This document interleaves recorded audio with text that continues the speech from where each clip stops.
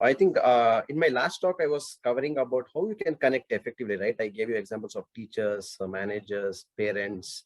I spoke about how you can connect verbally, emotionally, visually, intellectually, right? So I hope you have applied those principles during this time. And if you have not seen, you can go back to the video and see it before you apply. And in case if you have applied it, but still if you have not found great results, there may be one factor which might be missing. So that factor I'll be explaining it today. So that is about energy, right? So hi guys, this is Karthik here, into software by profession and a relationship growth coach by passion. So coming to this book, right, which I was covering from this John Maxwell's book, right? So there are 5 proactive ways how you can add your energy while you're connecting effectively, right? So energy in the sense you may, it's not like your volume should be high or you have to be loud or you have to talk in a like speed, not exactly like that, but how you can put others first and how you can prepare to do that, right? So I'll just, we have 5 points to share. So I have 5 slides to share, right? So let me know if you are able to see the screen. So I hope you are able to see, right? Okay. So I'll quickly move. Second. Okay. So the first thing is connecting requires initiative. Okay. So you have to go first. So this author shares, he was invited to speak in one of the Walmart's headquarters in US. And there, when he was going through the facilities, he saw so many signs where showing, displaying the philosophy and values of Walmart, right? So this one quote caught his attention, right? So let us see what is that. From this day forward, I solemnly promise and declare that every time a customer comes within 10 feet of me, I will smile, look at him in the eye and greet him, right? So Sam Walton, so really he understood the importance of initiating, I mean, taking that first step. I mean, if in relationship, if any initiative in a relationship is like this lighted match, okay? What is lighted match for a candle? So we have to be that lighted match. But some people, right, they may not take the first step. They'll be like, okay, let the other person go first, right? Because it can be for any reason. The person can feel awkward or he can feel rejected or he is uncomfortable. But yeah, we have to conquer the big frog first. Okay, go first, take that first initiative. If you wait for the perfect condition, what will be the result, right? So if you wait until you can do everything for everybody instead of something for somebody, you'll end up not doing anything for anybody, right? So this is about initiative. And going to the second point, right? Connecting requires clarity. Okay, you have to prepare. So once you have initiated the conversation, all right, so what do you, I mean, what will you speak? There should be some clarity, right? So you should know yourself first, right? Personal preparation is first thing. Okay, so if you don't know, you cannot speak. I mean, if you don't have anything, you can't give, right? So if you want to tell something, you should have some content, right? So you have to personally prepare yourself first. Know your audience, right? People preparation. Why the audience is here? Okay, what are they expecting from it, right? What do they feel? How do they want to feel when we conclude? Okay, what do I have which I can add value to the audience, right? So all these things, right? Third thing is know your stuff, professional preparation. Okay, so professional preparation, again, it has 2 things. One, communicator, right? He communicates effectively, but he doesn't have any substance, right? So once the audience listen to and go back, it is like he's not better after listening to this communicator, right? Maybe after a few minutes or few days or few hours, it is gone, right?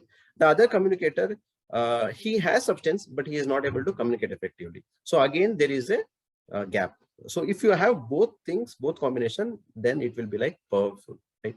So this connecting requires clarity. This is the second point. So third point, connecting requires patience. So this is very much needed for our generation, right? And doing this is like need of an hour, right?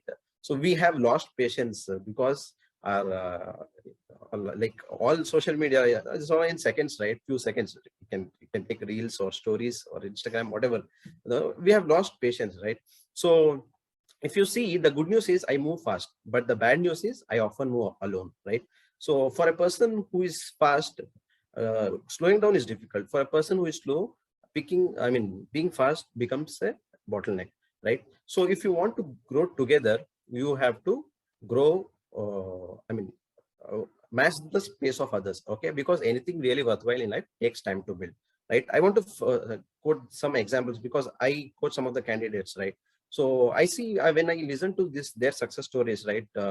This person or able to get job after 10 years of being the same company, or this person improved his leadership quality leading his team, right? Or this person improved his relationship with his spouse. So when I hear these stories, I feel happy because I feel contented, satisfied. But this doesn't happen over time, right? Attending one or two sessions like this part of the community will definitely help, but in order to get results, it may take little while. Okay, it varies from person to person. So what is the fourth point? Connecting requires selflessness. Okay, give. So if I take this example, to be a giver brings life, like watering a plant so that it grows, right? On the other hand, if you are a taker, it's like sucking water and nutrients from the soil. Okay, it's not no use for both. Leaving both the place and soil depleted and useless, right? So this is as simple as that. If in general, if you come across some people who always takes something from you, right, and coincidentally, or like if you see that person, you'll try to pretend and go away from him or her, right? Again, if you see a giver, you'll be glad to go meet him or greet him or her, right? So same thing applies to communicators also. So there are two types of communicators here also. In one communicator, if they are looking for, if they are teaching out of insecurity or ego or responsibility or of any need, it is not giving. Because if a communicator teaches out of insecurity, right, he sees, like, he wants from audience appreciation or praise, right? If he's giving out of need, again he will see if if he expects something from the audience. If he gives out of ego, he wants to be like superior compared to others, little more, again he is expecting from the audience. Again, if it is responsibility, he expects whether like he's doing his work faithfully. He's a faithful worker, again he's expecting from the audience. So if you're communicating out of these things, again you're not giving. On the other hand, okay, if you're communicator, if you're teaching out of passion, out of love, out of compassion, okay, out of abundance, out of overflow, then you are giving. Okay, again, if I want to take an example, I'm attending all PM webinars from close to 2 years, and I see Vijay giving selflessly because he has abundance of knowledge. So many topics he has covered. I can't even. It goes so so much of knowledge he has, and he's sharing with so simple steps which we can implement as well, right? So that's how you have to be a giver. And the last one is connecting requires stamina. Okay, so let me quickly go. So public speaking is listed as America's #1 fear, right? What is the next one? Before death at #5, and loneliness weighing it at #7. So if you see, people prefer dying rather than public speaking, right? Because it's the #1 fear, right? So it's not like these extroverts it's easy, introverts is it's not possible. Because I am an introvert myself. You can ask Sana, right? So I was not like this. Even now, if I want to prepare, right, and if I want to, I take a lot of energy. Compared to extroverts, introverts takes a lot of energy to prepare or to recharge themselves, right? So see, if you want to see how to protect that energy, you have to find energy leaks. Just like in your code, right? If there is a memory leak, what you will add some loggings, or if you see the practices, code best coding practices, and all, you see the memory leakage, right? Similarly, see for the mental leakage, like where is the energy getting drained, right? For example, if I take for Sana, cooking is the energy drainer for her. If she has time, she cooks, but it's a lot of energy drainer. So what we did, we outsourced it. Somebody else comes and cooks for us, right? So see the energy leaks, and to recharge, see how you can recharge, right? For some people, you can watch movies. For some people, songs. Or for some people, like going to trips alone. So whatever, okay, you have to recharge. Okay, find that in your schedule. So to summarize 5 points, you have to see connecting requires energy, right? For that, you have to take initiative. You have to be selflessness. You have to have clarity. You need patience. And last thing is you need stamina. Okay. So I hope you can apply this. And if you get any doubts or if you have any concerns, you can reach out to us, right? Thank you so much.